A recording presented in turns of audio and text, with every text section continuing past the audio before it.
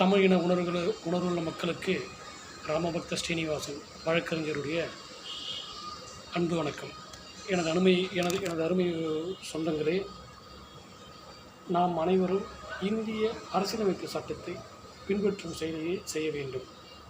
நாம் தமிழக அரசையும் இந்திய அரசையும் சொல்லும் அனைத்து விஷயங்களையும் புரிந்து கொண்டு எந்தவித எதிர்ப்பும் இல்லாமல் ஒற்றுமையுடன் வாழ்ந்து நம் தேசத்தை உயர்த்துவது நம் நோக்கமாக இருக்க வேண்டுமே தவிர, நமக்குள் ஜாதியாலும் இனத்தாலும் மதத்தாலும் பிரிவினை ஏற்படும் சூழ்நிலையை அறவே மறப்பதே சால சிறந்ததாகும். ஒவ்வொருத்தருடைய பாரம்பரியமும் தலை சிறந்ததாகும்.